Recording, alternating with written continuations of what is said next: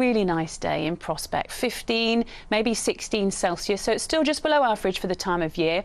We'll begin to see those temperatures picking up day on day as we go through the weekend and into next week. So another chilly night tomorrow night, a touch of frost to wake up to on Sunday, more cloud building during Sunday but staying largely dry, as will Bank Holiday Monday. A little dull perhaps, but temperatures picking up, it's staying fine for the foreseeable. Bye-bye.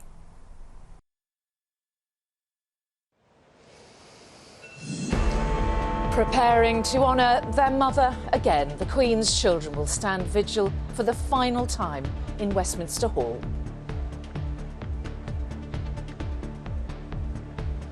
In a little over an hour from now, the King, his sister and two brothers will take their place by the Queen's coffin, an act of reverence, remembrance and love. Tomorrow it will be the turn of her grandchildren, Princes William and Harry among them. Both will now wear military uniform. We are live in Westminster where the royals are expected to arrive shortly, and we will be staying on air until 8 o'clock tonight in a special extended programme.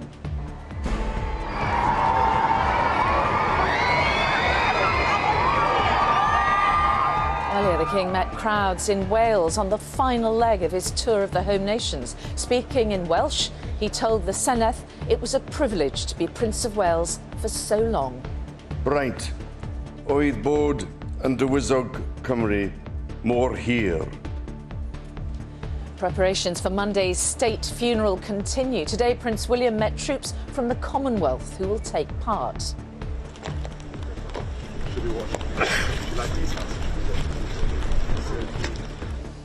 And still the queue comes. Tens of thousands from all walks of life waiting for hours to pay their respects. Thought by coming at 2 a.m. it was going to be a little bit quieter. I was wrong. Everybody had that in mind.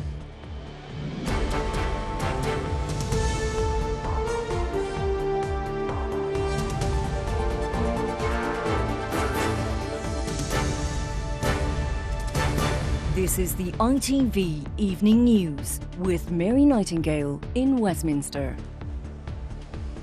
And good evening from a chilly Westminster, where tonight we're going to be witnessing another deeply personal and poignant moment in the Queen's final journey. Her four children, led by the King, will, once again, stand in silent vigil beside her coffin, this time in Westminster Hall, just as they did in Edinburgh a few days ago. This time all will be in military uniform. And it was confirmed today that the Queen's 8 grandchildren, including the Prince of Wales and the Duke of Sussex, will hold their own vigil tomorrow. The queue for the public to pay their respects was closed for most of today because of the huge numbers waiting and wanting to take part. Waiting times are now 24 hours. Earlier, the King completed his tour of the UK, visiting Wales, a country he said had a special place in the Queen's heart. Here's Emma Murphy on the day's events so far. For 53 years, he was Prince of this nation, noted in history as the longest-serving Prince of Wales. Today, he returned as King.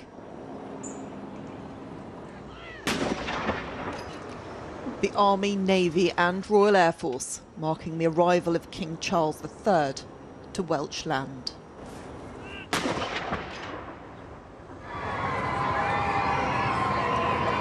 Along the streets of his new kingdom, flags of the Union and flags of the nation were raised in welcome for the King and his Queen Consort.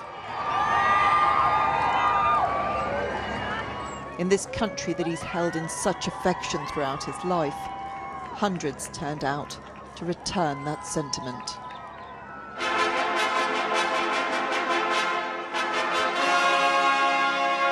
But whilst there was celebration of the King, this was a moment to mark the passing of a Queen. The Queen's wedding ring was made of Welsh gold, and she said it was a reminder of Wales wherever she went. Today, Wales remembered her in prayer and affection.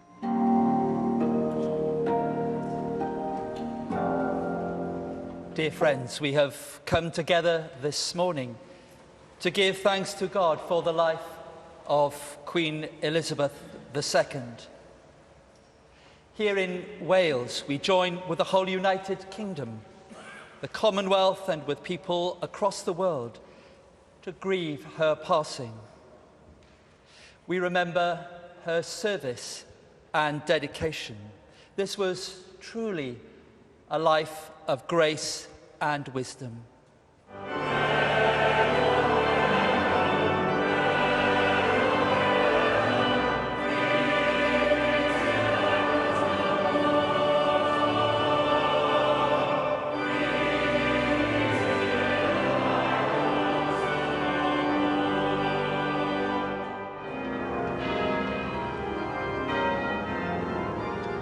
This was a day of ceremony, but it was also a day for subjects of the realm to meet their king and queen.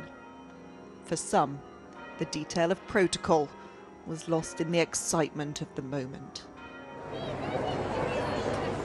For others, it was a chance to look forward as well as back. "You'll be a wonderful king," this well-wisher told the new monarch. And then it was from church to state for the official motion of condolence from the Welsh Government. In the Senedd building, opened by the Queen in 2006. Today, there is a sense of transition in Wales. This morning we came together in a service of reflection at Llandaff Cathedral to look back over a reign unrivalled in its length and its reach. From the King, a thank you in English and the Welsh he learned studying in Wales. Llywydd, Prif Weinidog, aelodau o'r Senedd.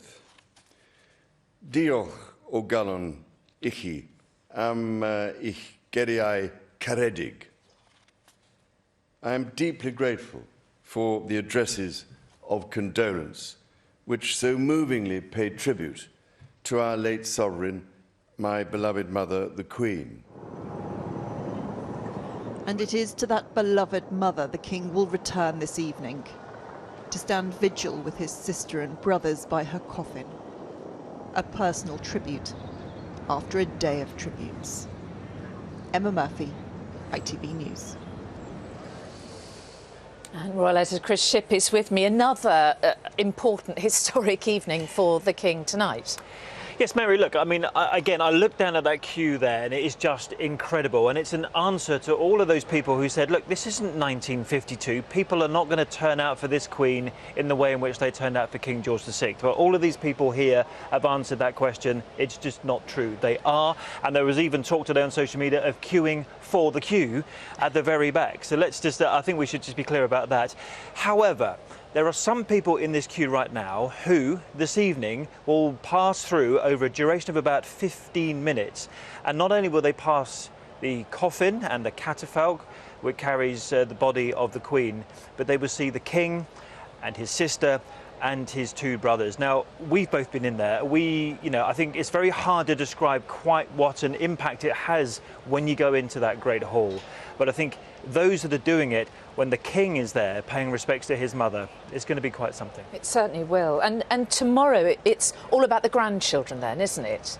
It is, yes. And there's an important point to make here, because we were told today that Prince Harry will be able to wear his military uniform. Now, if you remember the pictures from just a couple of days ago when members of the royal family processed on foot behind the Queen's coffin, who wasn't in uniform? Well, one was Prince Andrew, the other was Prince Harry. We are now told, however, at the King's request, tomorrow Prince William will stand at the head of the coffin, Prince Harry will stand at the foot of the coffin. Both, and I should emphasise that point, both will be in uniform at the King's request. And then, once again, you're going to have the Queen's 8 grandchildren around the coffin. I mean, the whole eyes of the world are on that hall behind us at the moment, Mary. Including Viscount Seven, who is the youngest and really hardly ever steps into the public life. Yes, Viscount Seven, James, who is Edward and Sophie's son, he will also be there as well. So all 8 of the Queen's grandchildren. Yeah, huge moment for them and for anyone who'll be coming through at that time. Chris, thank you. We can only imagine, can't we, what the King, his sister and brothers are going to be feeling as they hold that vigil tonight. Mourners who've paid their respects in Westminster Hall have been sharing their experiences of the moment that they said goodbye. They spoke of being struck by the silence and the really solemn surroundings and how they were overwhelmed by emotion for their late Queen, as Rebecca Barry now reports. Everybody's so quiet and calm. The beauty of the stillness is very impressive. And I just said a prayer for her and goodbye, really, which is, I suppose, all you can say now. Those that dedicated hours to say goodbye to a dedicated monarch were rewarded with a special moment. When you actually get there, the real, I suppose it's the reality. Because you keep seeing these wonderful pictures of her on television and things, and you sort of can't quite believe she's gone. When you're in there, you really know it. It's so still and silent and so beautiful. Pin drop silence. You could just feel it there. Rashmi was born in Kenya, where in 1952 a princess became our queen. I actually felt her presence the minute I walked in. I really felt her there. And I'm going to miss her. I never met her, I've just seen her on TV, but I will miss her, I really will. For those here to pay their respects to their former commander-in-chief, it's a struggle to contain the emotion.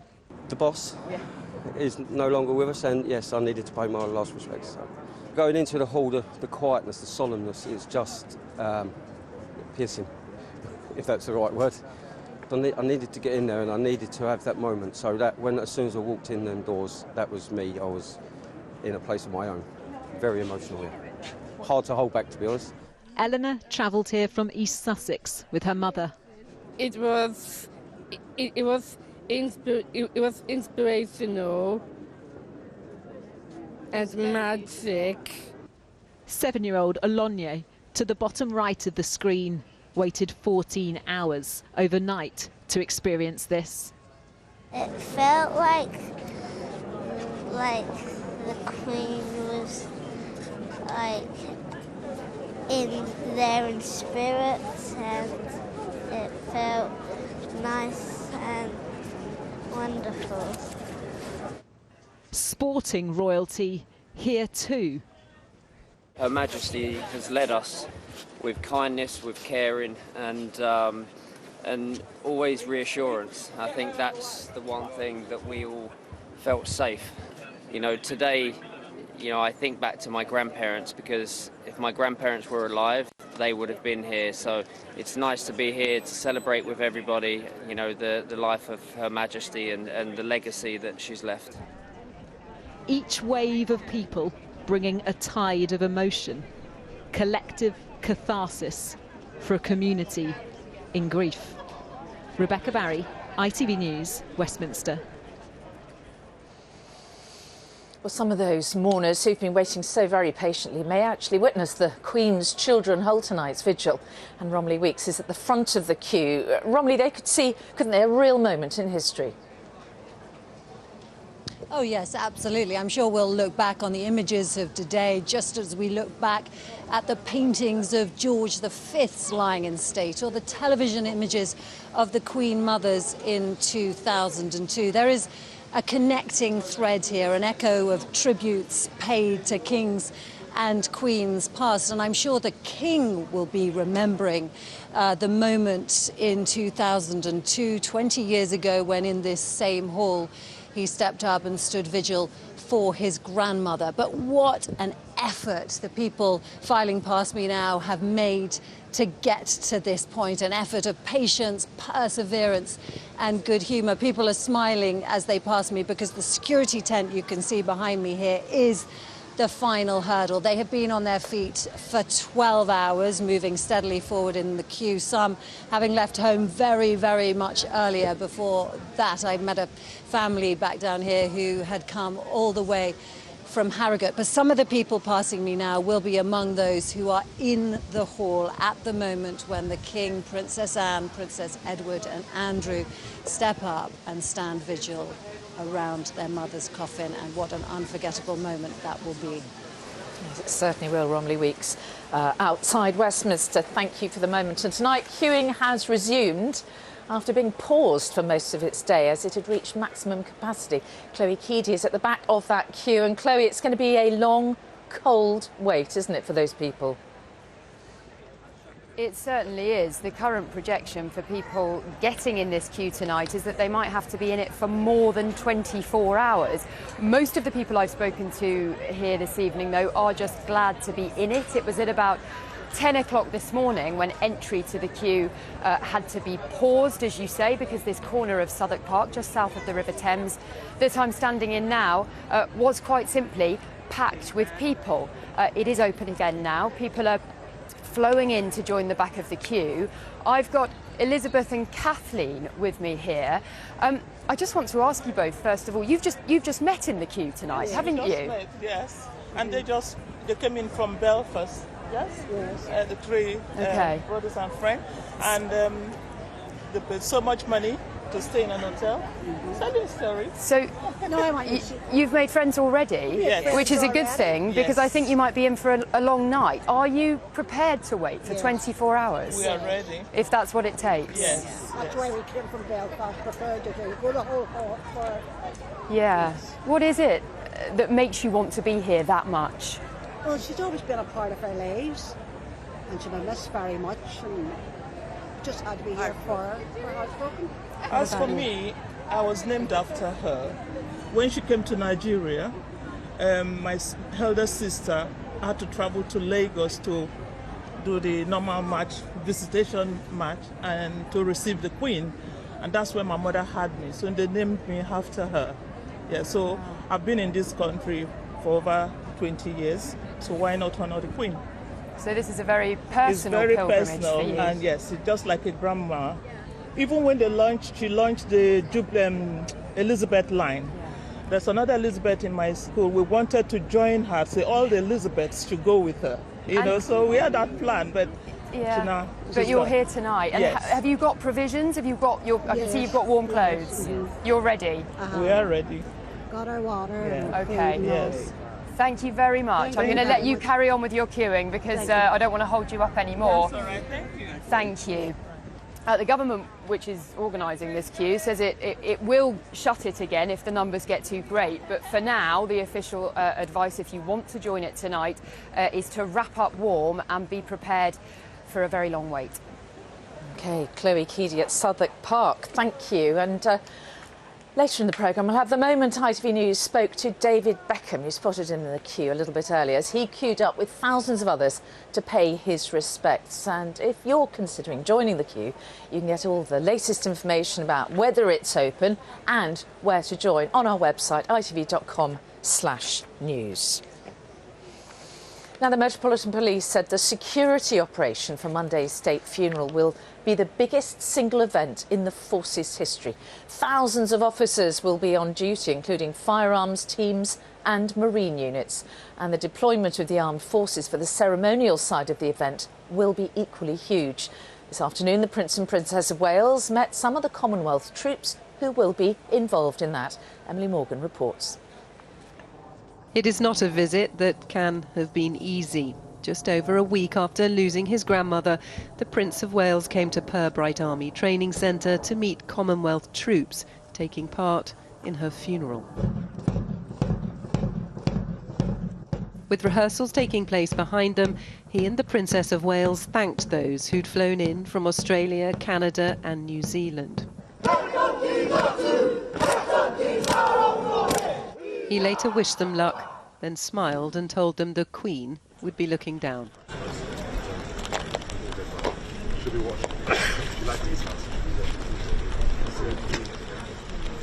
If indeed she is watching, it is details she will get, as people pour into central London to either visit the Queen's coffin or watch her funeral. The Metropolitan Police have launched a carefully rehearsed operation. Tens of thousands of officers have been drafted in to help protect the public and ensure events on Monday run smoothly. Nothing can compare to the scale and the complexity of our operation. So Monday, with the state funeral of Her Majesty the Queen, will be the single largest policing operation that the Met Police has ever undertaken, and I think is ever likely to undertake. The funeral procession begins on Monday morning. At exactly 10:44 a.m, the Queen's coffin will leave Westminster Hall. The King and his family will walk behind the state gun carriage to Westminster Abbey, where the state funeral will begin at 11 a.m, an hour-long televised service attended by more than 2,000 people. At 12:15, the royal family will follow the gun carriage back towards Buckingham Palace and on to Wellington Arch. There at 1 p.m, the coffin will be moved to the state hearse and taken by road to Windsor, where it will be driven in procession down the Long Walk to St George's Chapel. The committal service begins at 4 p.m, followed by a private family burial at 7:30 in the King George VI Memorial Chapel. In order to see the funeral procession, people will line the streets in central London and on the route out to Windsor. Thousands are expected here on the Mall, and to ensure they get to pay their last respects, some have started arriving already. And my woolly hat for when it gets cold, my scarf. Gwenda has just arrived from Swansea. We met her as she was putting up her tent. Why is it so important for you to be here and to ensure you see it? Because she's a very special person who's done so much for not just the United Kingdom but the world, and we're here to celebrate the life of a wonderful woman. Within 5 minutes of the Queen dying, I had my ticket bought. 400 metres up the Mall, Canadian Bernadette was sitting in the same spot she was in for the Jubilee. I know it doesn't make a lot of sense, but I had to do it.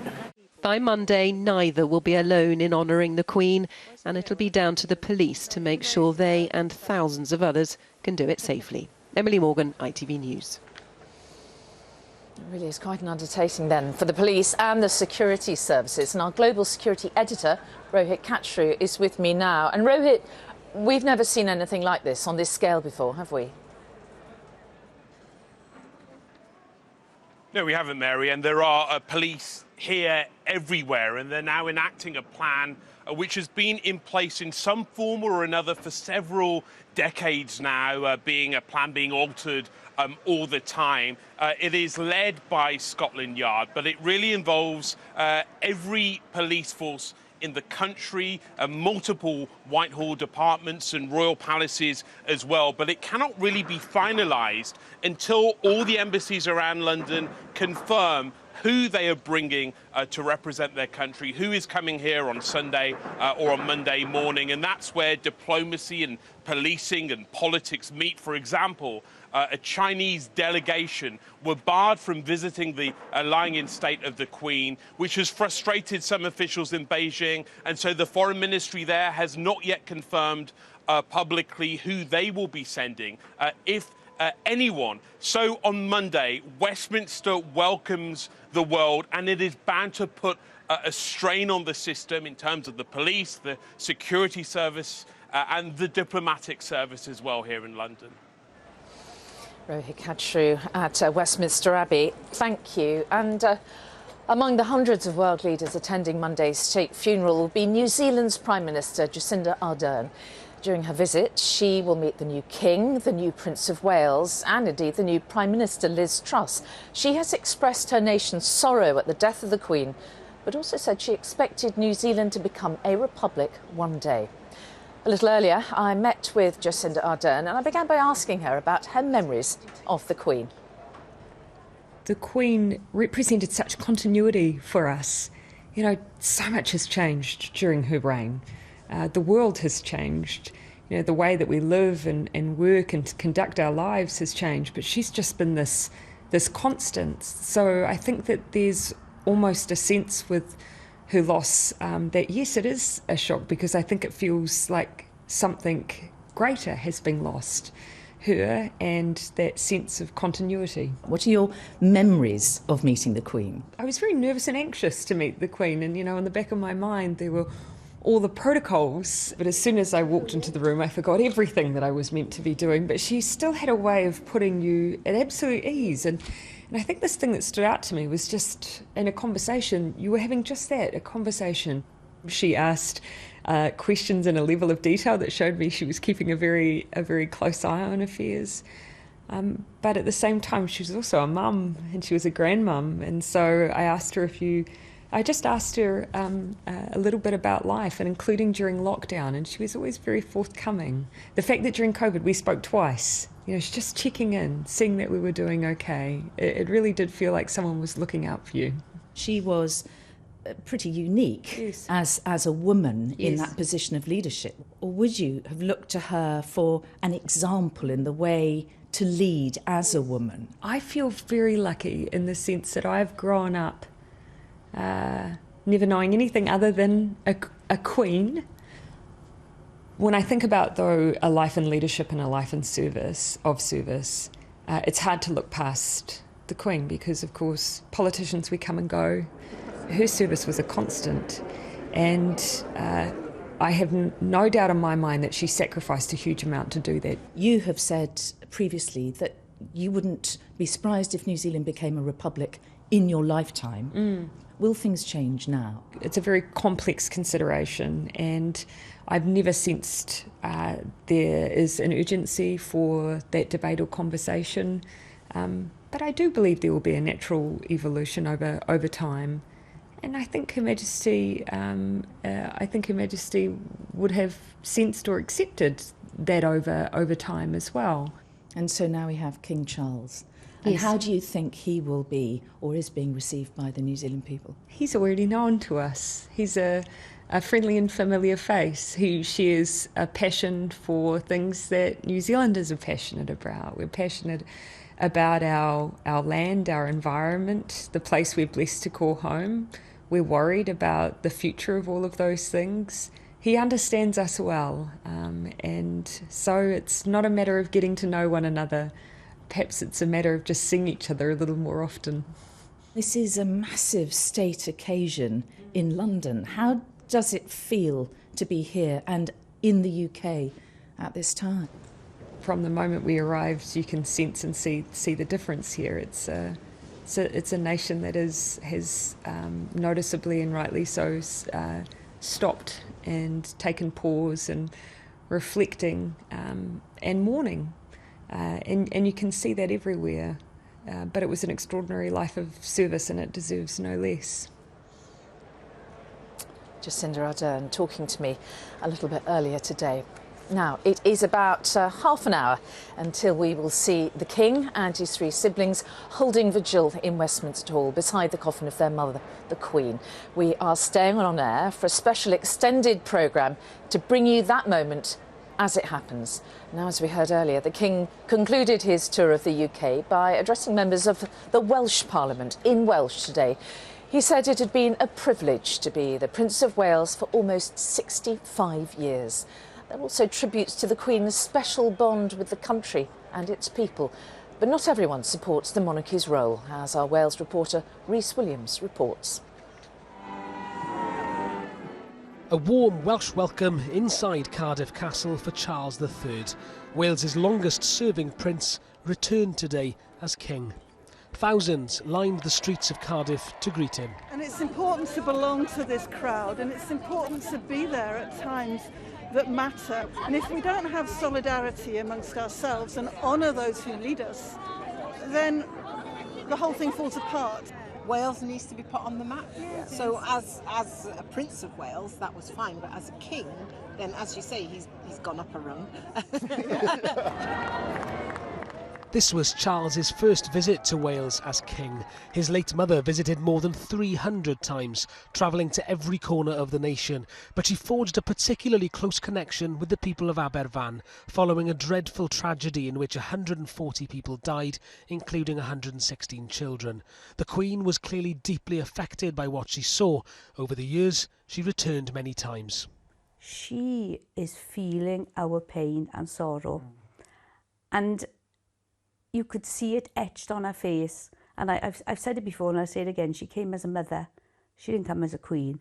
She could see what we were all, particularly all our parents and us as siblings, what we were going through. Prince Charles has grasped the Welsh dragon firmly by its tail. 3 years later, a new chapter began in Wales's relationship with the royal family in Aberystwyth. A young Charles spent a term at university here in preparation for his investiture as Prince of Wales. He learned Welsh, but 2 radical nationalists died in a botched bomb attack and a 10-year-old boy lost his leg.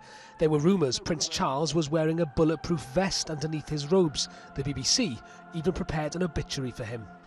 Today there was no such violence. But there was a protest at the King's presence outside Cardiff Castle, with booing clearly heard.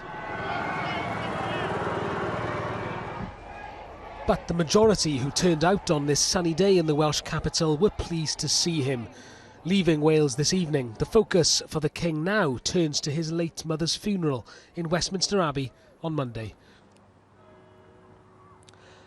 Opinions on the royal family are divided here in Wales, but as you'll have seen in my report there, the King is generally well liked and respected here. He was the longest serving Prince of Wales after all, and is known for his charity work, not just his youth charity, the Prince's Trust, but also helping to fund an eco-village, for example, on the outskirts of Swansea. And what was noticeable here in the capital city today, Mary, was just how many young people turned out all over the city, genuinely excited to meet the King. Rhys Williams in Cardiff, thank you. Well, other senior royals have been out today, including Prince Edward, the Earl of Wessex, who, along with his wife Sophie, viewed some of the flowers and messages left by members of the public in Windsor. Amy Lewis is there for us. And Amy, a sense from the Wessexes today of their gratitude for all that public support, I think.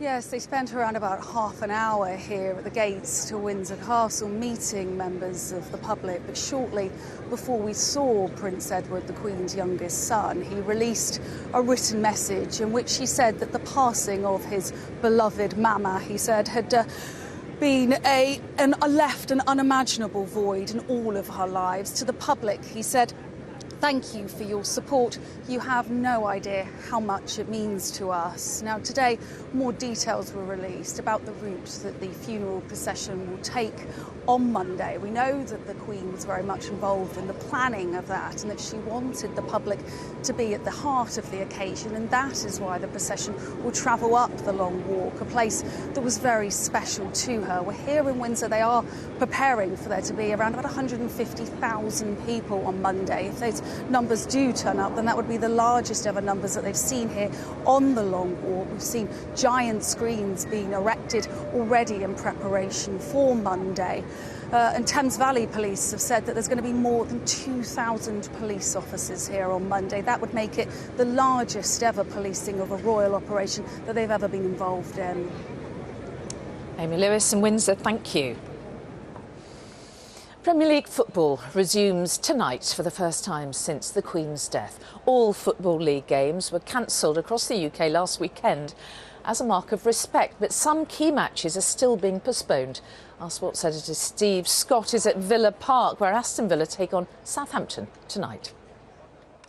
There is a neat symmetry to the fact that one of the first Premier League games to be played is here tonight at Aston Villa, the club that Prince William supports. Many Premier League fans were very disappointed last weekend not to be able to get together and pay their respects to the Queen, but most will get that opportunity over the next 3 days. Tonight, the players will walk out wearing black armbands. Images of the Queen will be played out on the giant screens within the stadium. There will be a minute's silence followed by the national anthem, and then on 70 minutes the entire crowd will be encouraged to give a minute's applause to commemorate the Queen's 70 years on the throne. Branding will be stripped back inside the stadium and tributes to the Queen will be played out on the perimeter fencing.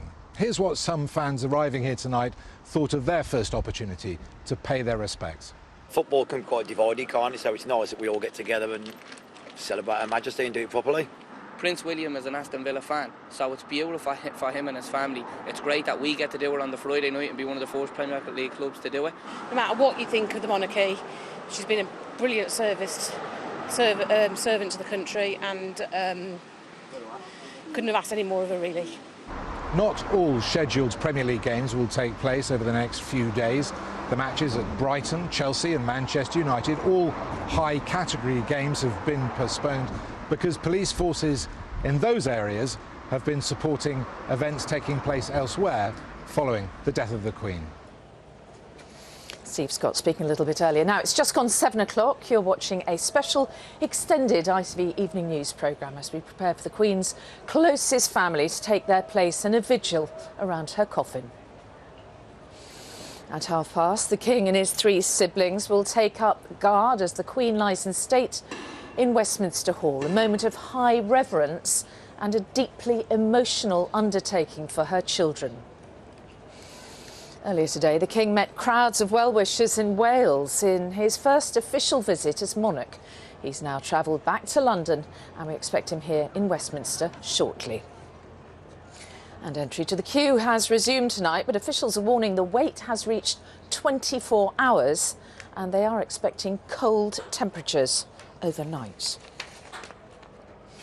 As we saw earlier, the former England captain David Beckham was among the tens of thousands who joined the queue. He told ITV News he'd started lining up at 2 o'clock this morning and he'd waited 12 hours alongside other mourners. He said he wanted to show how special the Queen was and to remember her incredible life and legacy. Correspondent Neil Connery caught up with him just before he went inside. David, what does it mean to you to be here today? Well, you know, I grew up in a household of royalists and I was brought up that way. So, you know, if my grandparents would have been here today, I know that they would have wanted to be here. So I'm here on their behalf and on behalf of my family and obviously to celebrate with everybody else here. I don't want to hold you up, so we'll walk and talk. I get told off if I Do you hold think the line we've up. really understood what we have lost here? I think it will take a long time to understand that, because I think Her Majesty meant so much in so many different ways. You know, I can speak on my behalf of, you know, the amount of times that I was able to meet her through my career, and I was very lucky. You know, I always wanted to represent my country.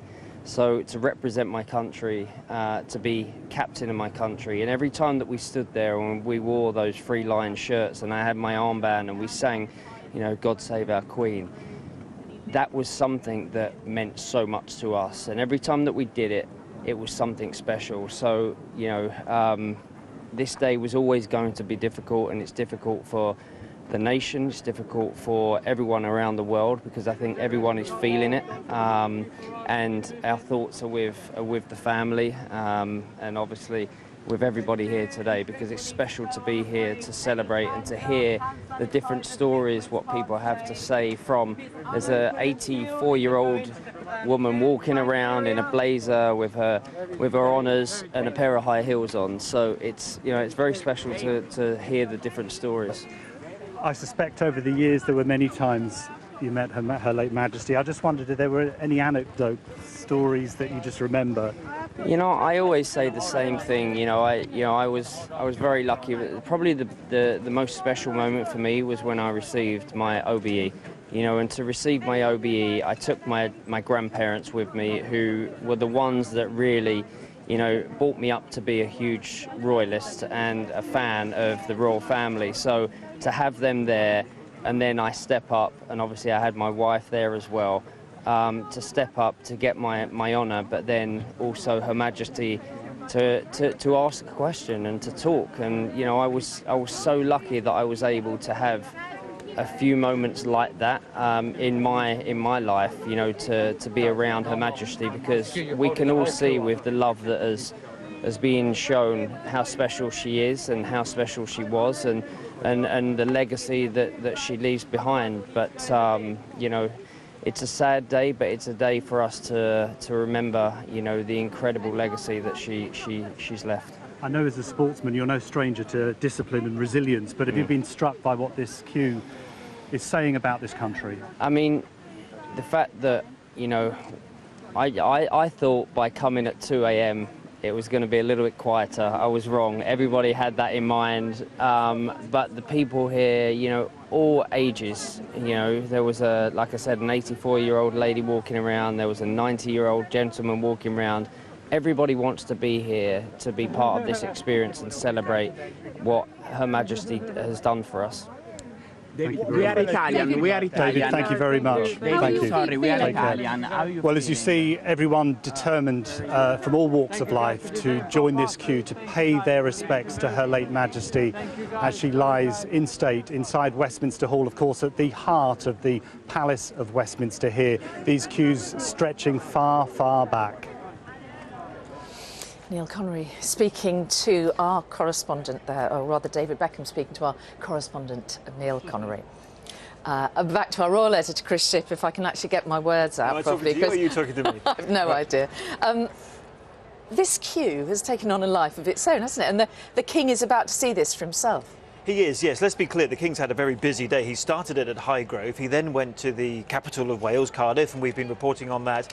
And this evening he's been at Buckingham Palace. We've got some pictures of Buckingham Palace where we're waiting for the King to leave. He's been meeting faith leaders there, and I've got some important things to tell you about what he's been saying about faith and diversity, which we will do shortly, Mary. But yeah, he's about to come and see this queue for himself. And I don't think we can underestimate just how much this means to him and to other members of the royal family, that people are prepared to do what they are doing here.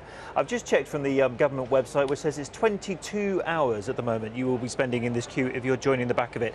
That's 2 hours shorter than it was a little while ago, but it's a very, very long time indeed. And he will see that for himself with his siblings when he goes into the hall and takes up that position around the coffin. I should point out they're not replacing the vigil, but they will be standing there in addition to it. Okay, interesting. Okay, Chris, thank you very much for the moment. And we're now just about 20 minutes away from seeing the Queen's children stand vigil around her coffin. It will, of course, be a deeply personal moment for all of them, our Queen, but their mother, of course, and someone who had responsibilities and a role like no other. Ben Chapman looks back at their relationship across the decades. Presently, he notices his mother again, and the recognition makes a charming study of happiness and parental pride. In the beginning, it was all so simple, a young mother playing with her baby son. But within just 3 years, she would also become a young queen, forced to balance the demands of family life with the responsibilities of sovereign. By the day of her coronation, her 2 children, Charles and Anne, were still toddlers, watching and waving from the balcony. A moment which would forever shape their relationship with their mother.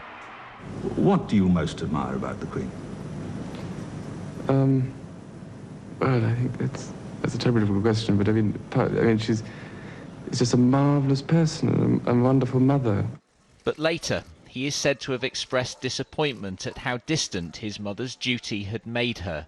Despite holidays at Balmoral, he and his sister were looked after by nannies during his parents' long trips overseas. Like any mother, she finds that a growing baby can be a real handful. But her younger children, Princes Andrew and Edward, had a different experience. I think our mother probably put a lot more effort to make sure that there was time for us as children, bearing in mind she was already the Queen by the time we came along. We'd usually see her in the afternoons and evenings. It's sort of usual sort of standard bath time type sort of routine. This royal historian tells me the Queen had grown more comfortable with her dual role. By the time that Andrew and Edward came along, it was another 10 years, and she was able to dictate things more and balance her time better, and she probably was able to, in a sense, use the moments with them to a greater advantage. As the children grew up, their future roles helped determine their relationship. Prince Charles, her heir, becoming as much an apprentice as a son. Princess Anne, who held a special place as the Queen's only daughter, sharing her mother's love of horse riding. But it was Prince Andrew who was rumoured to be her favourite, and yet it was he who would in later years test the boundaries of her love. But despite stripping him of his military titles as he denied sexual assault allegations, it was he who was at the Queen's side at the memorial service for her late husband last spring. The working life and the official life was one thing, and the family life was another. And so they can respect her as a monarch, and yet she's also their mother. And I think it's hard to put a finger on it, but I think it worked. As her reign approached its 8th decade, her children were frequently at the Queen's side. shouldering more of that burden of duty that had kept her so busy in their younger days. Her eldest son and heir recognising her dedication to country and to family. Your Majesty, Mummy, you have been there for us for these 70 years. These pictures on your house are the story of your life and ours. In recent days, they have followed her final journey every step of the way. The only 4 people for whom she was both a mother and a monarch. Ben Chapman, ITV News.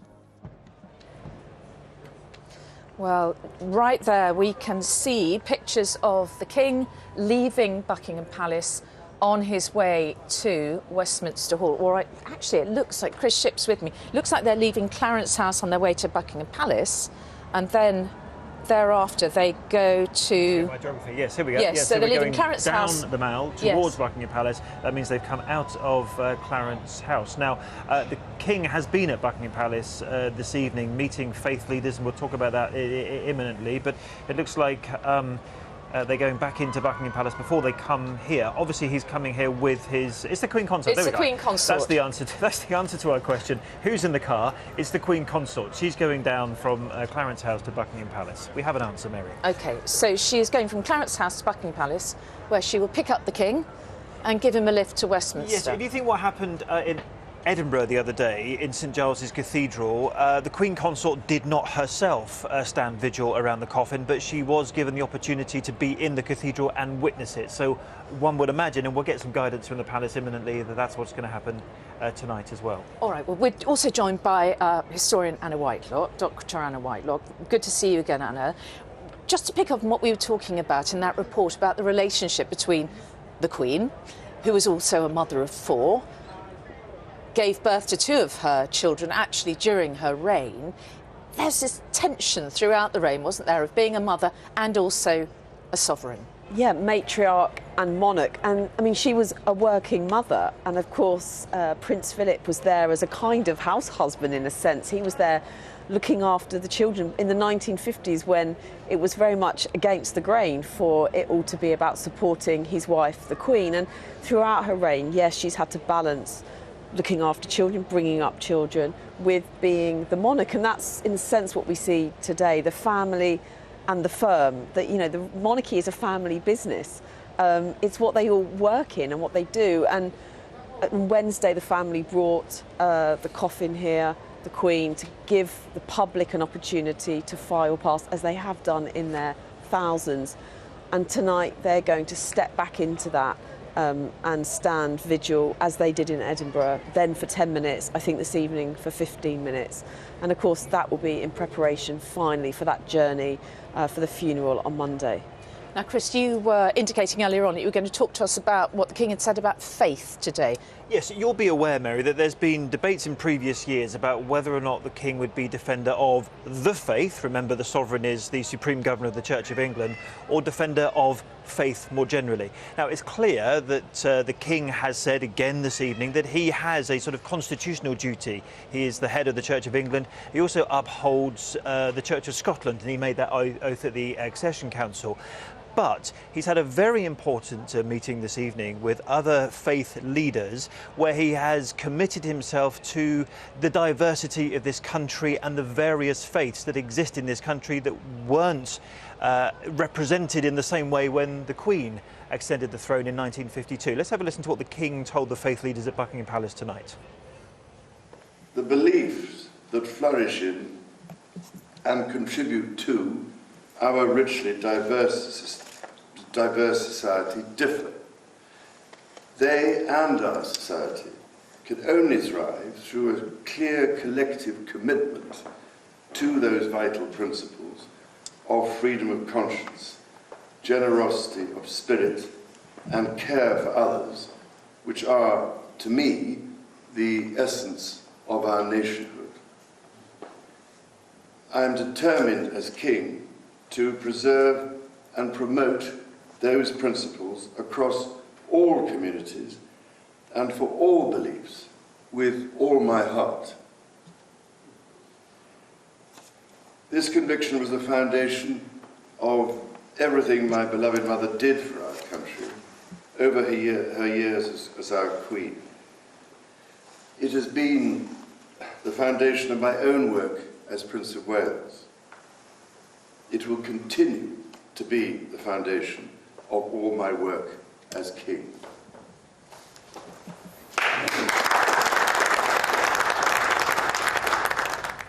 That's a key point there, Mary, when he said, I have an additional duty. It's less formal than my other duties to the Church of England, but he still intends to follow it to protect the diversity of this country and the space for faith in general, faith itself. How significant is that speech then in your view? I think it's really significant because here is a new king who is committing himself to represent all of this country, not just a certain aspect of it.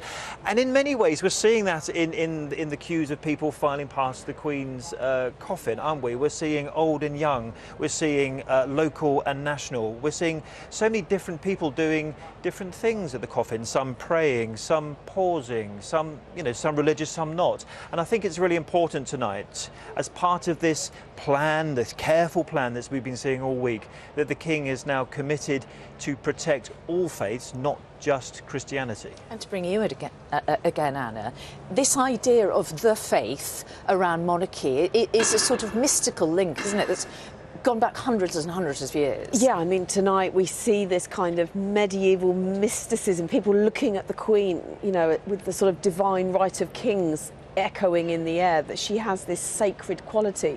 But I think it's also important to remember that we talk about the modernisation of the monarchy and the need for the monarchy to modernise, but it's also a historical institution, and the awkwardness is, of course, that the monarch has the title Defender of the Faith.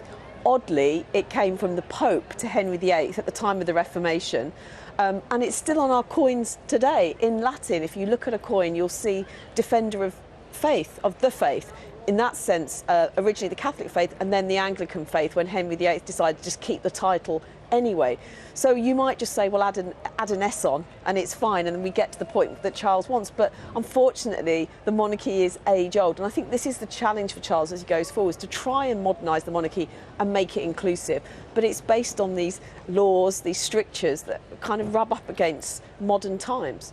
But also, and you and I were talking earlier about the whole process of the lying in state, and that was particularly significant hundreds of years ago, wasn't it?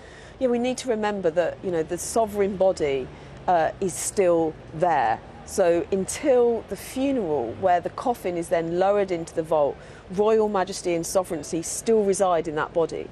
And so we see the crown, the orb and the sceptre on top of the coffin representing that.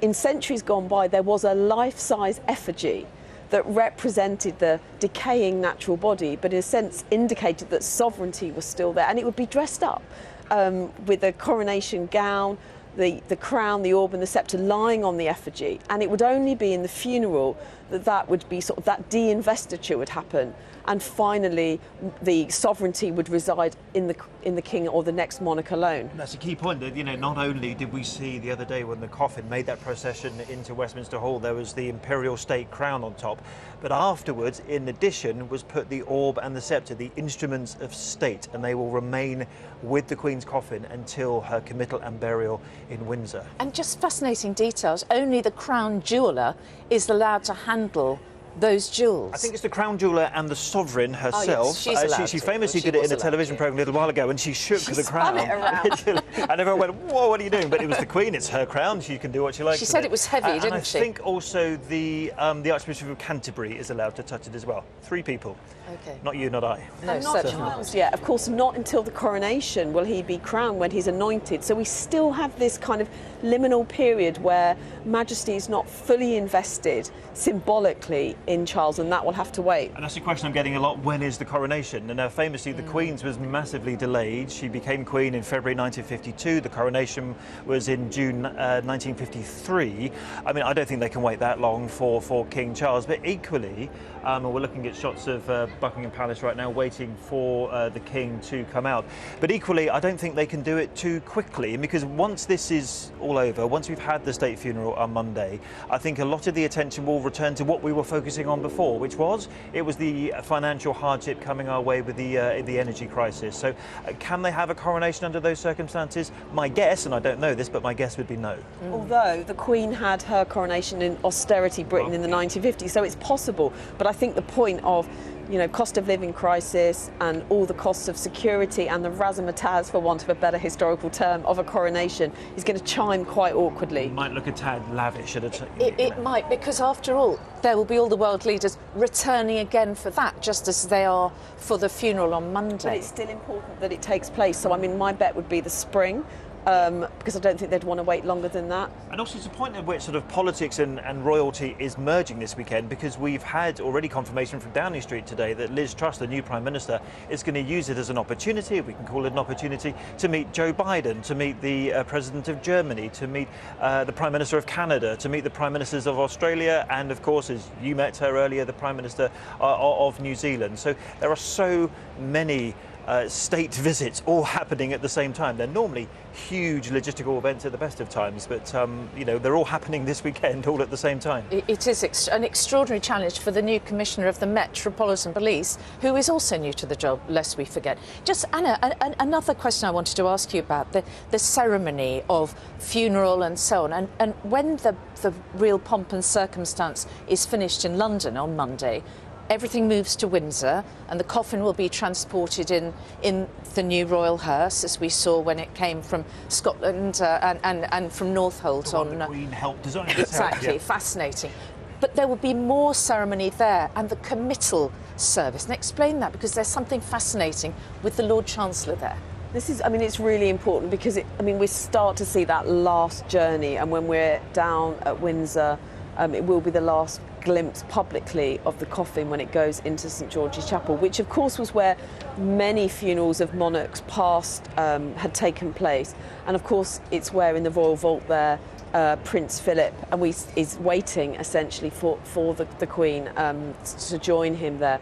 And so it is this sort of gradual withdrawal from public life, and it will be there that we see this final sense of the Queen being removed from public glades, and also the breaking of the staves, which I think we were talking about earlier, where those masters of the household who had offices in the royal household break their white staffs over the coffin, and it marks the end of their service. And this is a custom hundreds of years old, and again, it's when we think about the rituals of what we're going to see on Monday, they are centuries old, and they are all about the end of a monarchy and then preparing for the beginning fully of another one. I can just bring you back, Mary, very briefly to what I was telling you earlier about this faith meeting they had tonight. We've just been sent a list of who was there, and it's an indication of what the King intends to do. So, for example, we had the Archbishop of Canterbury and the Archbishop of York and the Archdeacon of Westminster and the Dean of Westminster, etc., etc. But if you scroll down the list, there was also the National Leader of the Assemblies of God, the Churches Together in Wales, there was the Chief Rabbi of Great Britain and the United Kingdom, there was the President of the Board of Deputies of British Jews, there was the British Board of Scholars and Imams. I mean, this gives you an idea.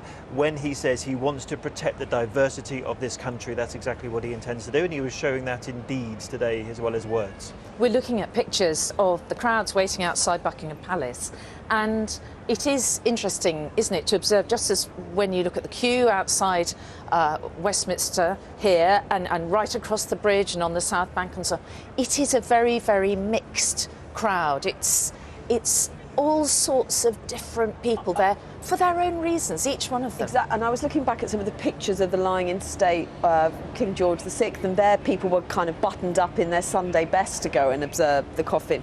Now people are just in whatever clothes they like, really. Yes.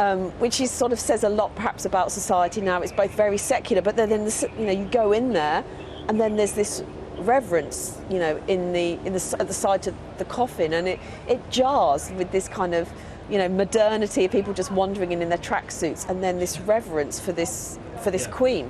I wrote an article after going in there, and actually you do get people dressed in black, but then you get people who have just come from the gym. Yes. You wouldn't want to be standing in your gym gear tonight because it's getting a little bit cold.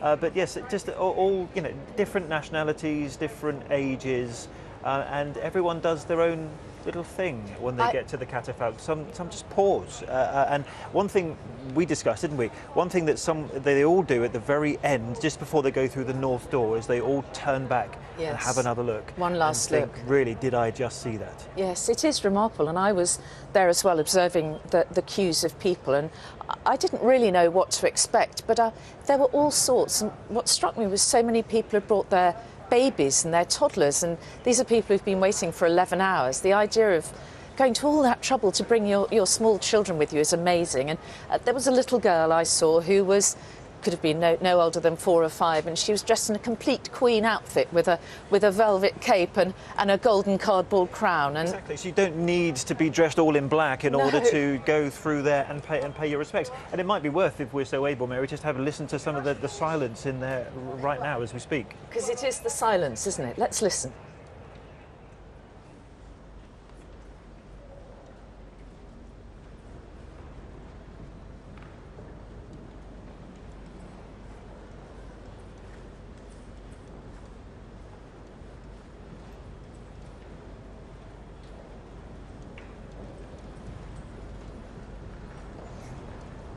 And it is, isn't it, the silence that strikes you when you walk in there. There's so much going on around, and chatter and all sorts of London activity, but in there, silence. Similar to how Anna described it just now, it is in contrast to the vastness of the hall, the number of people on there. But even there is a massive stone floor there, which I've walked along many times from when I used to be a reporter in Westminster. But there's a carpet being put down just where the people walk along. You just see it in the bottom left corner of the screen there, and it just silences the footsteps. There's people aren't talking because they've been told not to talk. They're not talking because they don't want to talk, and it's just a peaceful respect in there. And it's going to be quite the moment imminently when the King, Princess Anne, the Princess Royal, the Duke of York, and the Earl of Wessex are in there. One thing as well that did strike me. It seemed to be quite a few, perhaps retired service people, a lot of people wearing their medals who were filing through. But also, I think talking to people in the crowd and listening to them, all of them are talking about the Queen and reverence for the Queen and how they feel about her. I haven't heard anyone going, and it's about the monarchy. They're not here for the institution. For them, it's this sense of this emotional bond that they have for the Queen herself. And here we're seeing the changing of the vigil. This happens every 20 minutes, and it is where the service people you see there march in, and that's the only time you hear a noise, Chris, isn't it? It is the only time you hear a noise. There are 4 officers from the Household Cavalry in the middle there, and here we go. And here we are, Buckingham Palace. And the King is just leaving through the main gates there, on his way to Westminster.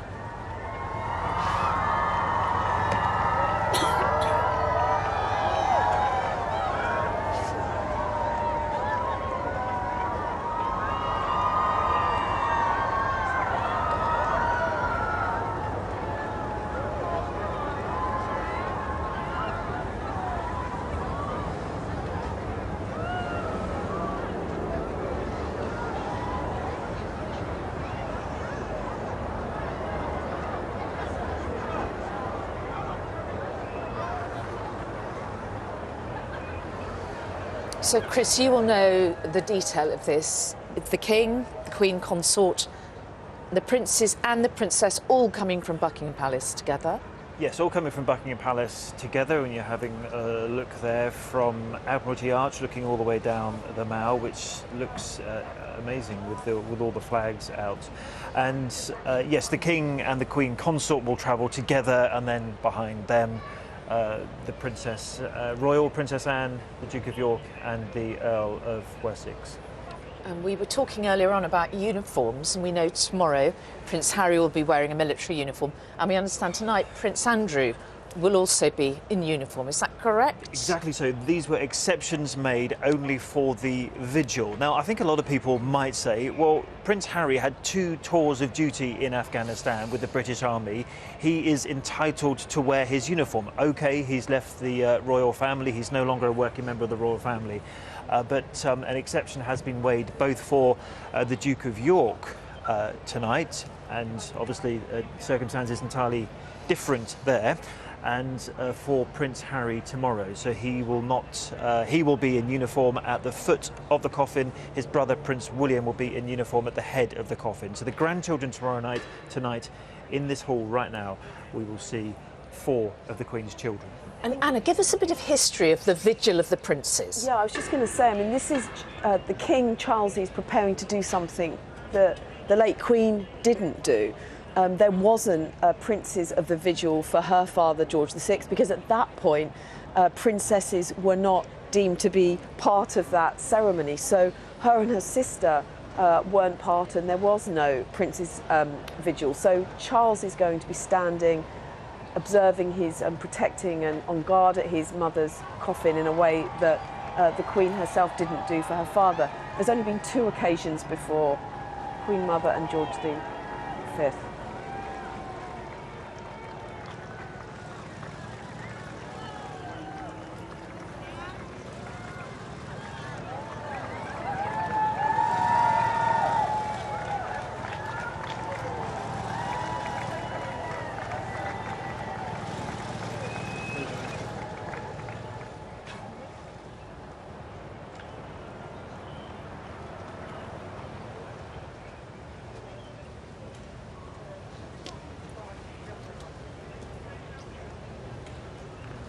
And as the princes and the princess arrived there, we just saw them going through the gate. A fantastic shot of the roof of that magnificent Westminster Hall, the Great Hall. I mean, if walls could talk, this hall has seen so many things, you know, coronation banquets, the trial of Charles I. I mean, it is a theatre. It's a theatre of monarchy, a quite remarkable one. And I was just observing the queue, and they must be people just almost like musical statues wanting to be in when the Prince's Vigil begins. I think even if these people were not queuing to go and pay respects to the Queen, that hall is magnificent in its own right, let's be clear. Yes, it really is. And those people who might coincide, really golden ticket. Yes, you saw there, I mean, they will not stop the queue, but they will halt the queue, just as they do every 20 minutes for the changing of the vigil. So let's be clear, the vigils are in 6-hour periods, but every 20 minutes they change them. And they will hold back members of the public just while the King and his siblings will walk in. Now, I don't know which way they're going to come from. I think it might be from the door to the side there, looking at where their cars went. And the members of the public will be held back. And on the top there, you can see the orb and sceptre and the imperial state crown, the instruments of state. That imperial state crown made for her father for his coronation, for King George VI's coronation in 1937. And another magnificent wreath of flowers. Yes, they were put atop that coffin when it left Buckingham Palace on Wednesday for that procession from the palace to here in Westminster Hall, where it has been lying in state ever since. OK, and we're going to stay on these pictures within the Great Hall until the 3 princes and the Princess Royal arrive. And you can see, I think there will be some heads of state, perhaps, and dignitaries also filing through. There's a sort of gallery you can see on the right of the screen there, where I think, is that where MPs and members of the Lords and so on go? You're looking down the hall there, just to the right-hand side, there's a little exit where you can access various parts of the Commons estate. And at the top of the stairs, where the public are filing down, that leads to Central Lobby, where you will often see people like Robert Peston broadcasting from. So that's just at the top of those steps there.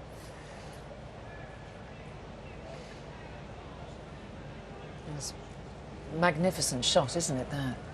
And just a sense of all those different kinds of clothing people are wearing. Yes, you know, exactly.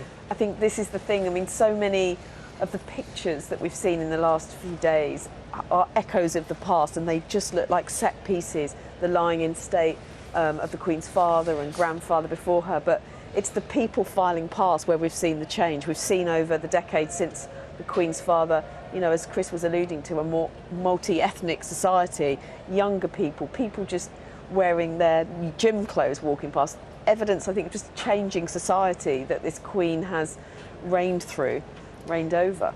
When you think of the pictures of her father, George VI, and Winston Churchill's lying in state, and the gentlemen used to wear hats then, didn't they? They removed them to file in. Much more formal. So that's the entrance. So as you come in out of the Cove, as it is now, this is your first sight of Westminster Hall, also known as the Great Hall of the Palace of Westminster. You can see why it's great. That roof, I believe, is the largest wooden roof in all of Europe. Magnificent. And some of the events that have taken place in that hall, Anna, run us through some historical... Well, I mean, you know, coronation banquets where in the past the King's champion who would ride in on a horse would in the middle of round Westminster Hall. I mean, the trial of Charles I, which, of course, when Parliament ultimately decided to execute the King, the trial took place there. Coronation feasts of time immemorial, and also, of course, more recently, when heads of state come, they address the Commons and the Lords in Westminster Hall. So, I mean, it is the oldest part of the parliamentary estate, centuries old. And I mean, I just kind of think those people who have probably now been queuing since, I guess, the early morning, 8 o'clock, 9 o'clock perhaps. Something like that, yeah. Coming in, and it has got very, very cold, and out of now the darkness into this beautifully lit hall with the coffin in the middle. I mean, it must be quite a remarkable sight. So what will be happening behind the scenes now? The King and his siblings will be preparing to come and hold their vigil. Yes, we know, for example, that the King will be wearing the Royal Navy ceremonial dress, Princess Anne the uniform of the Blues and Royals, and we understand the Duke of York will be wearing the Vice Admiral uniform. So, you know, not uncontroversial that the Duke of York is wearing his uniform, but you know, this is a man who has lost his mother in the past week, and they will be assembling just to the side, just out of the shot there. There is a door that leads into the parliamentary estate, and they'll be assembling there, waiting to, as we said before, not replace the Guard, but to stand in addition to the Guard and maintain vigil, that constant vigil that's being maintained over their mother's coffin. And those very famous uniforms, the bearskin hats, the scarlet coats, so familiar to anyone who's studied history or even come as a tourist to look at Buckingham Palace. Yeah, and actually we were talking about the silence in there, and it's broken for the changing of the Guard, and the signal for the changing of the Guard is when the duty officer at the top there has 2 taps with his stick on the stone floor, and that's a signal for the change to take place. I believe the King's talked about the sense of leading his family here and the country and the Commonwealth in mourning the Queen. And I think, I mean, that just emphasises this dual role that Charles has. He's there now. I mean, he's the patriarch of the family. I mean, he's lost his mother, and quite recently, of course, his father, as well as being the monarch. And it's just, I think we've seen in recent days just the grief etched on his face, the exhaustion. And I'm sure tonight he'll be standing there wanting to lead his family as they stand around, but also, of course, the country too, and the responsibility of that must be very, very difficult. And look at those images, Mary. No one's talking, no one's holding up a phone, no one's taking pictures. Clearly you're given some instruction before you go in, but no one wants... No one's enforcing that, though. No one's enforcing it, and no one wants to. Everyone just wants to take in that atmosphere, that very serene, still, silent atmosphere, and everyone, they're also very respectful. Just, they know that there's someone behind them. They know that if they spend too long in that place, then they're going to hold up the queue. Everyone just has their own 5, 6, 7 seconds there and moves on. You were talking, Anna, about the role that the King has taken on, the patriarch and the monarch, obviously. It occurs to me that in this age of modern media, all of it is in the glare of the spotlight. 24-hour rolling news, no grimace, no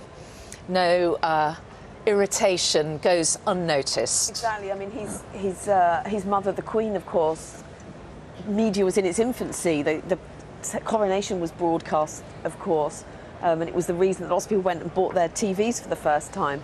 But as we've seen over the last 10 days, the cameras have been everywhere, the media is everywhere. The monarchy needs the media. They are these very necessary bedfellows. The monarchy needs to project its image around the world. But Charles has obviously found sometimes just the weight of his grief and the need to be seen, to be believed, as the Queen said. He's travelled around all the nations.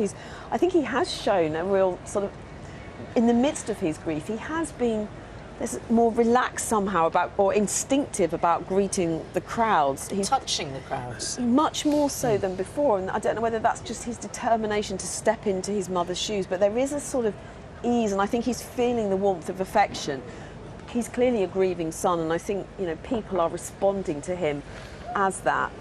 Whether that's about their support of the monarchy, who knows? Those questions are definitely for another day, but I think there's definitely a sense of him wanting and needing the warmth of the people. And of course, the royal family over the last few days have been paying tribute to the number of people who have been out demonstrating their love for the late Queen. But this is all, it's a marathon, isn't it? And the new king is a 73-year-old man who is being put through a very public, well, you could say ordeal, I suppose, in some ways. Yes, and I think that will clearly continue. We were talking the other day about this was the moment they handed over their late mother to the nation. They had their private moment when the Queen's coffin arrived from Edinburgh and went into Buckingham Palace, and the cameras were not permitted, and nor should they be for that particular moment. But this is the moment when they knew they were going to hand their mother over to the nation. And I think everyone expected there to be queues. I think everyone expected it would go, you know, along the Thames, over the bridge and back along the South Bank. I'm not sure anyone knew for sure that the queues would be this long. I mean, the latest indication from the Department for Culture and Media says it's 22 hours from the back of the queue to the front. So if you're joining it right now, you're not going to be in that queue until this time tomorrow night. I mean, that's a commitment, isn't it? We're never going to see something like this again. I mean, you know, we are not going to live through another reign of 70 years. In our lifetime, there's not going to be another Queen. I mean, there is a sense of we're never going to have this degree, perhaps, of reverence to this kind of respected Queen who had this kind of sacred quality somehow. Charles is a very different monarch. He's a different man. He's been a man longer than he's been going to be a monarch. The Queen, on the other hand, of course, became monarch just as a young woman in her 20s. So she's lived as monarch more of her life than not. Completely the opposite for Charles. So we are not going to see anything like this again. And I think it's interesting when people talk about wanting to be part of a moment of history, and there's a sense of what does that mean? Are they thinking about the past, or actually are they thinking about wanting to be there? And here we go. I should stop.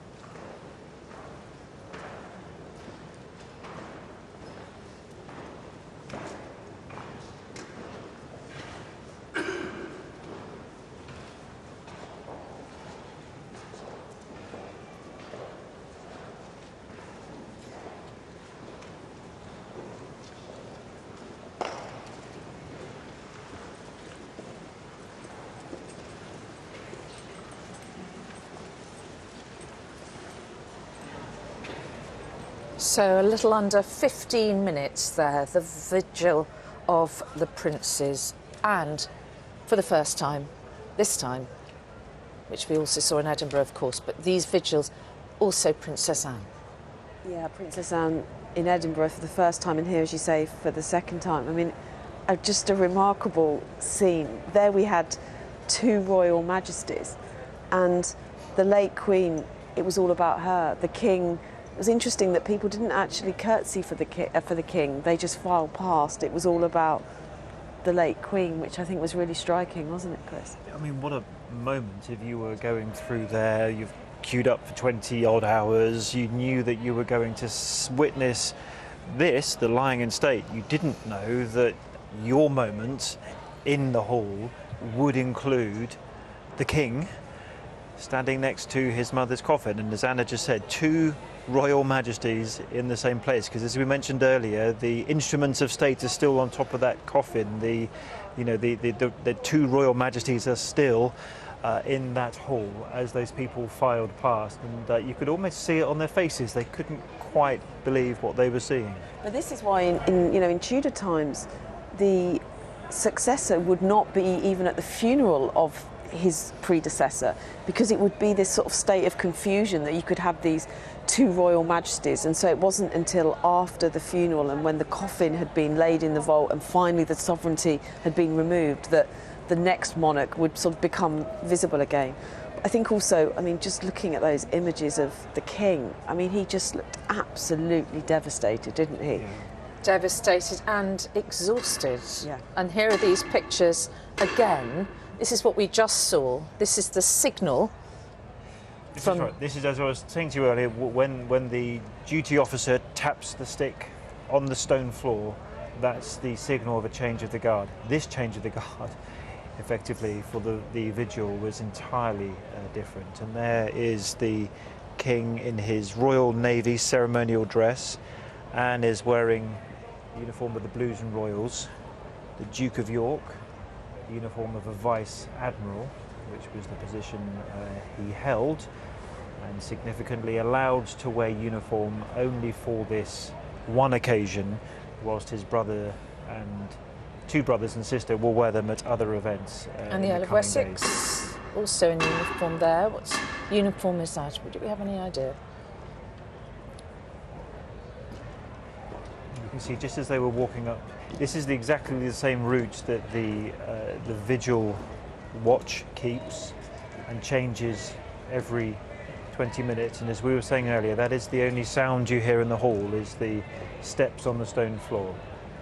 And significantly, the queue, which has been moving slowly but not pausing, has stopped to allow this changing of the guard, if you will. And the people are being held at either end, and those who are in the middle are just motionless. A real moment, I think, as Anna's been saying, the like of which we will never see again. Historians talk about the theatre of a royal death, and I think, in a way, that really does. There's a stage there with the late Queen on this stage around which her children and the new King stand guard. I mean, it's the colours, the pageantry, but at the same time, it's a family gathering in grief around their mother's coffin. It's that weird juxtaposition between the formality of it all, but ultimately it's the children coming to stand next to their mother's coffin, and that must be an incredible ordeal for all of them. We saw on the King's face, didn't we, just after they will bow their heads here. And you'll see all of them now bow their heads. And what a time of contemplation for them, knowing the eyes of the nation are on them at this moment, at a time of intense personal grief, family grief. Princess Royal there. She has been stoic throughout, hasn't she? Accompanying the coffin all the way from Balmoral and then Edinburgh to London. And as soon as those 4 children of the late Queen were in place, as you can see, the queue that it's often been referred to in the last few days, but I think it also was famously for Winston Churchill, it's been referred to like a river. keeps flowing past, just like the River Thames next door. And there, look at the King's face in contemplation, and the people behind. I mean, tomorrow evening there's going to be, you know, all of the 8 grandchildren around the coffin. I mean, again, an incredible scene, not just for the people passing by, but of course as we look on, the next generation too of those close to the Queen, visibly, clearly going to be grieving. I think tomorrow it will be very marked. It strikes me, you know, that there are these sort of almost like concentric rings of activity, and then at the centre, still, the tiny little coffin, actually, with the instruments of state on top, the orb and sceptre, and the imperial standard state crown. And but so small, yet so significant, and the centre of attention. And the new king there, his face etched in grief. And diminished somehow in the presence of the Queen there. Well, let's go to Romilly Weeks, who is outside Westminster Hall first, amongst people who are just leaving after, I think, what must have been a pretty extraordinary experience. Romilly. Yes, that's right, Mary. I'm the other side of Westminster Hall now. You can see people leaving behind me in the shadow of Big Ben, in front of the gates that are normally reserved for MPs, but tonight they were reserved for royalty. And I want to introduce you to my guests because they have a tale to tell that I imagine they will be telling and retelling for many years to come. Rebecca, you were in Westminster Hall at the moment, the extraordinary moment when the King and his siblings stood vigil around their mother's coffin. What was that like? Oh, it's just incredible to see. I feel like we've queued now for like 12 hours to get there, and it just happened that we were there at that time, and just a really special moment as well to see them there. And obviously you felt so much for them, so much emotion went through, like me and my daughter. It was just such an emotional moment, and to be there when they were there was incredible, And Georgie, you're only 10. You've waited for 12 hours. It's pretty cold. You must be absolutely exhausted. Was it worth it? Yeah. How did you find it? It was amazing. Was it quite emotional being in there? Yeah. Helen, I know you all met in the queue and you've been keeping your spirits up between you. An extraordinary thing to witness, but also, I imagine, very hard for the Queen's children to go through. That is the King leaving there, actually. You can hear the cheering behind me, his car just sweeping out, passing in front of the crowd. There is still a very large crowd here, all holding up their phones, and those are the cars of the Princess Royal as well, and Prince Edward and Prince Andrew. But Helen, back to you. As I was saying, a hard thing for the Queen's children to go through. I was only thinking yesterday that not only are they now what they are, our royal family, and he is our king, but also they are her children as well, and they've lost a mother as well as their queen, so that must be very hard for them. And Augustina, everybody says that there's a great atmosphere in the queue, people are laughing and joking, but as soon as you step into Westminster Hall, the atmosphere really changes. Totally. Very quiet. The royal family were there, and it was really amazing to see how, and sympathized with them. You feel for them. You reflect on what had happened to you as well, and then you can put yourself in their position to see how they're feeling. And I could hardly look up and look at them because I wanted to control my tears. So many people coming out of here have been wiping away their tears. What a powerful image we've seen tonight. Those of us who've watched it on television and those of us who have been fortunate enough to see it in person. Romilly, thank you. And I think it clearly was a huge experience for those people, perhaps different to how they had possibly imagined. It's difficult to estimate how many people were passing through at the very moment that the King and his siblings were there. But actually I was struck just looking at the Earl of Wessex, Prince Edward there, and the statement that he released earlier. And we've been overwhelmed, he said, by the tide of emotion that's engulfed us and the sheer number of people who have, as he writes, gone out of their way to express their own love, admiration and respect to such a very special and unique person. And, you know, again, we're reminded of how these are grieving children, but they are sharing that grief with the nation, just as they did tonight. And as they return in some number to Buckingham Palace, because we saw some images from the gallery just looking over at the coffin, other members of the royal family, Princesses Beatrice and Eugenie and their husbands were there, Zara Tindall was there, Peter Phillips, Mike Tindall and others. And some of the royals that we've been familiar with from years past, Kents and Gloucesters and... Duke of Gloucester, Duke of Kent, Prince Michael of Kent was there as well. I mean, these are cousins of the Queen who have grown up and played with her as a child. I mean, it is a big family.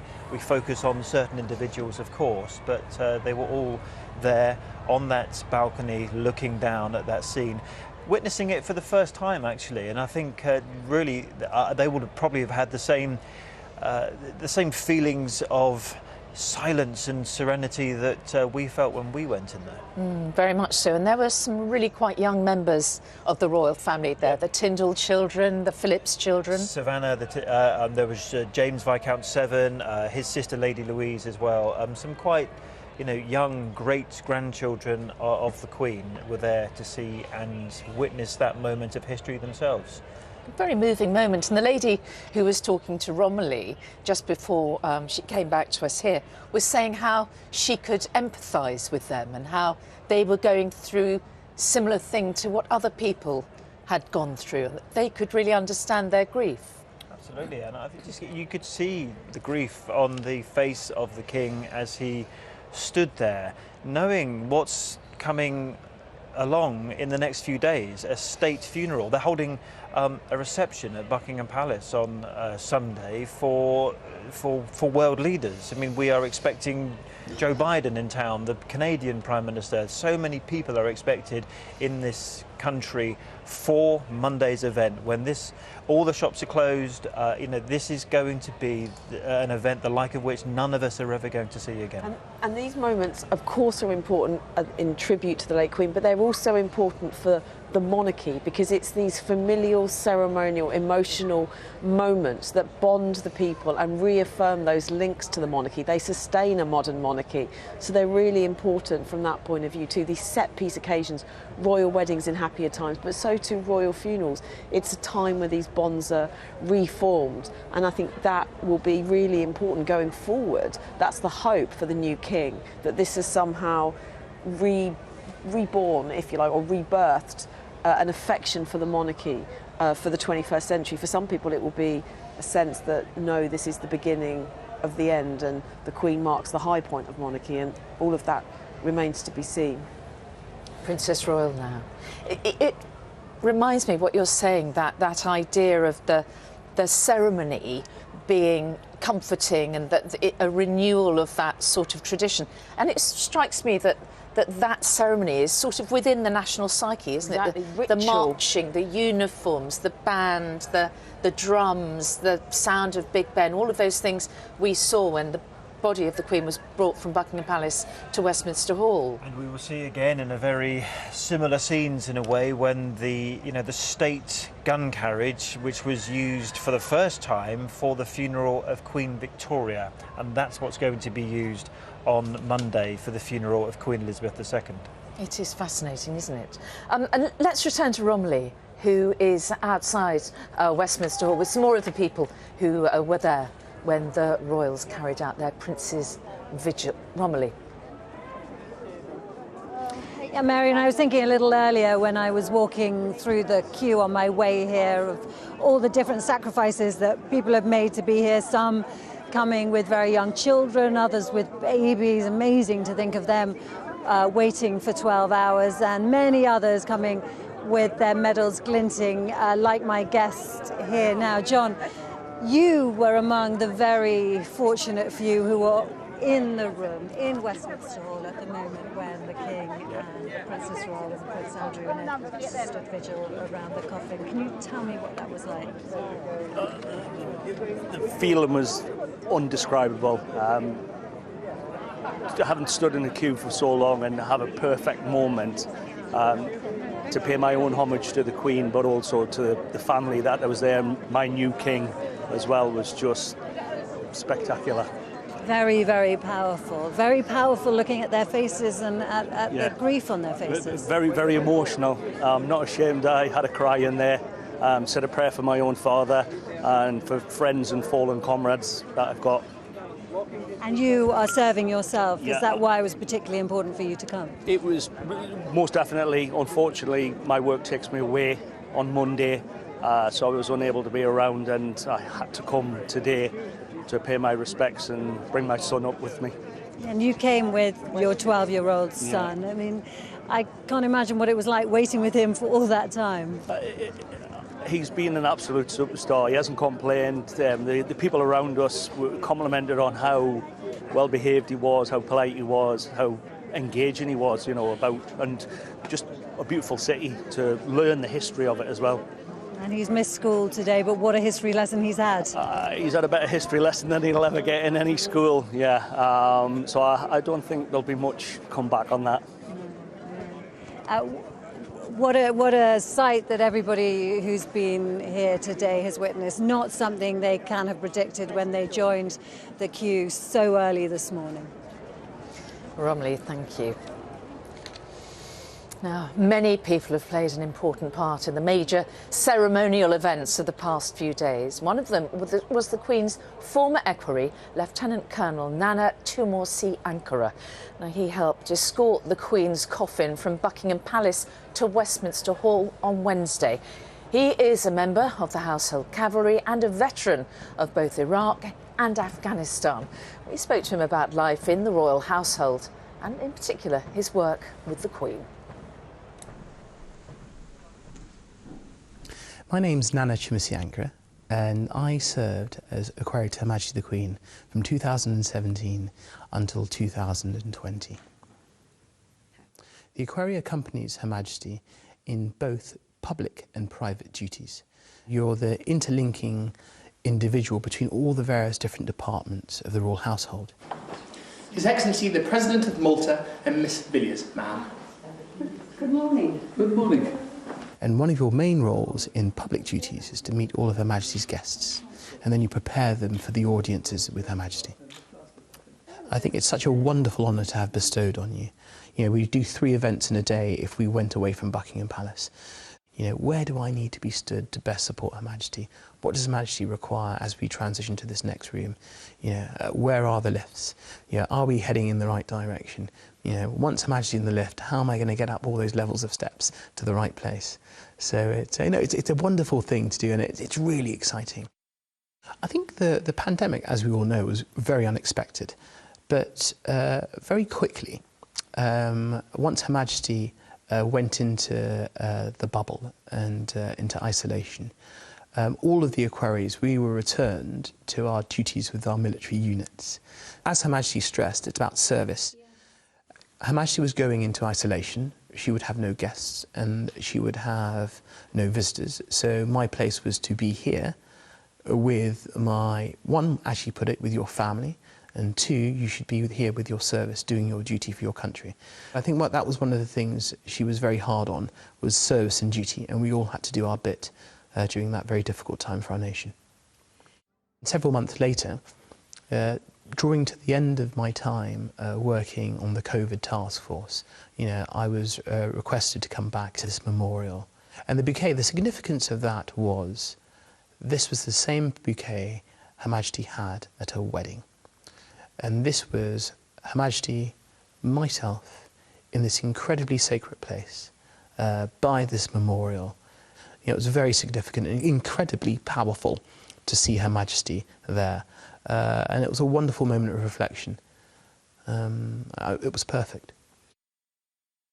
I think for Her Majesty, everything's about punctuality and looking after people and respecting people.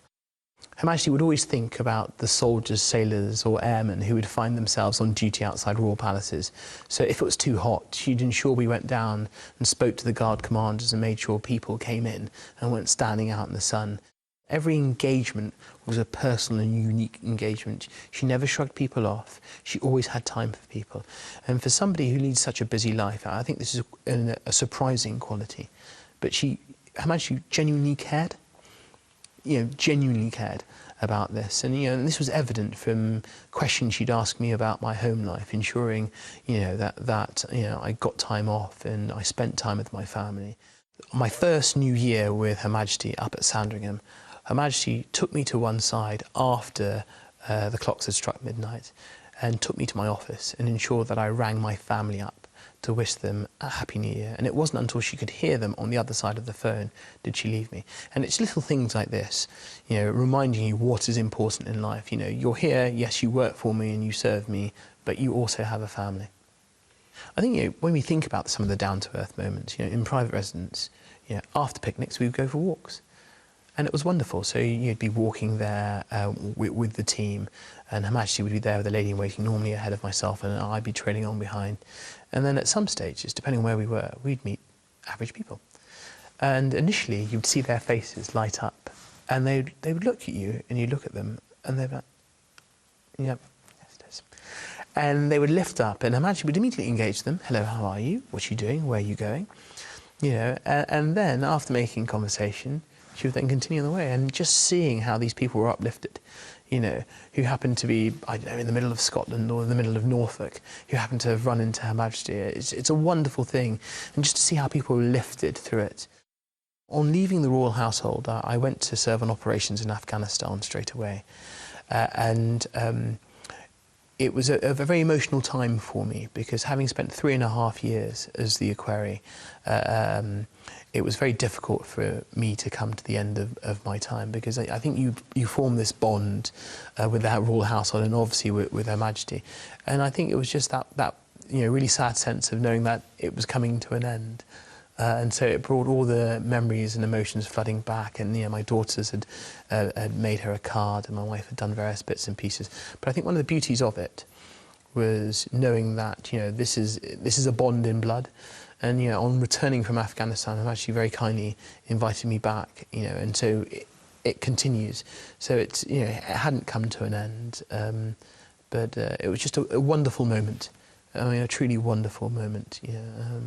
Very emotional for me.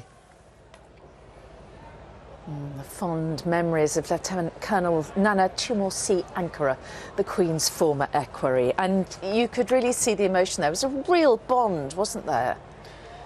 Yeah, the bond of all those queuing up and, of course, standing vigil, those guardsmen, those people who have served with Her Majesty through her reign. I mean, this is personal for them as well as about duty. And I mean, looking on that, it's hard to know what to make of it. I mean, it's a moment in time. It's a moment that will be captured for future historians when the King stands guard around the late Queen's body. But I suppose thinking about it, I'm questioning what to make of it. I mean, is this the end of something? There's an aged king looking on. He's a tired, grieving, ageing king, and it just feels like a sort of sense of uncertainty, I think, about the future. It seemed all about the majesty of the Queen there, and I think there is a sense of what will come next, and that there's a real unease, I think, or a sadness in the air about where we are now as we approach the last days of this period of mourning for the Queen. It is the end of something, but the palace are very keen that we all understand it is a continuous process, isn't it? The monarchy continues. Yet again, we had a very powerful image, perhaps the most powerful yet, of the one reign passing to another, and as we discussed, having two royal majesties in that great hall. And Mary, as we stand here tonight, the temperature has dropped, night has fallen, and yet the queue keeps coming. It's just at a steady flow behind us there. And there was one point this evening when atop the Victoria Tower there, the Union flag was lowered and the royal standard was raised, which signified the arrival of the King here to mourn with all these people. And I think that sense of shared grief. Of course, no one feels the grief like a son or a member of the Queen's own family. But I think from reading the tributes that members of the royal family have given in recent days, it's clear that this means a lot to them, that others are sharing their grief. And just looking at the interview with the Lieutenant Colonel and some of the old pictures of the Queen, you know, that diminutive, such a familiar figure, and it is peculiar to think we will not see that again. And we should never forget the staff, of course, who worked with her very, very closely, and they will again walk alongside her coffin for the state funeral on Monday. Yes. Dr. Anna Whitelock and Chris Shipp, thank you both for your time this evening. And that's all from us tonight as the Queen's children paid a moving tribute to their late mother.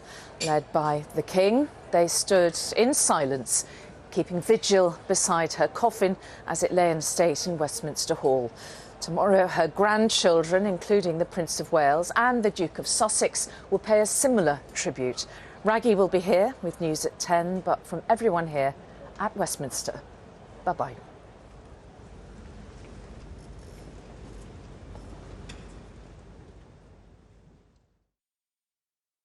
Good evening to you. More sunshine as we slide into Saturday and Sunday. Staying breezy across northern and eastern counties and feeling fresher with chilly nights and temperatures where you'd expect given the time of year.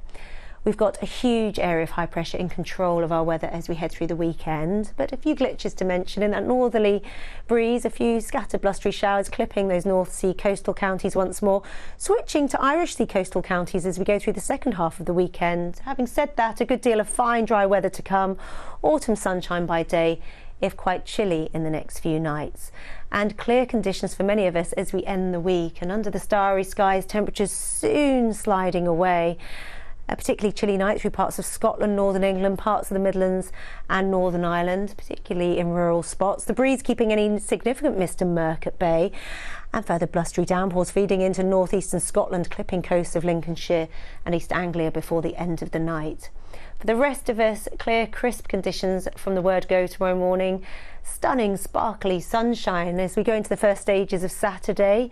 Plenty of blue sky, just a few fair weather clouds. Staying quite breezy across those northern and eastern counties. Further blustery downpours on and off as the afternoon wears on, but these few and far between, just clipping those coasts of the northeast of Scotland and East Anglia.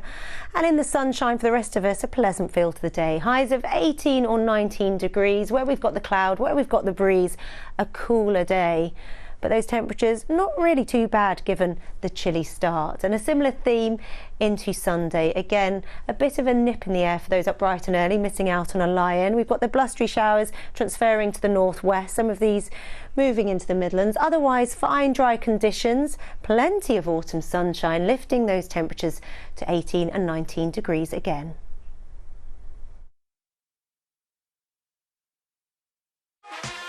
Sick. Sick. That's sick, bro. Sick. No, seriously, that's sick.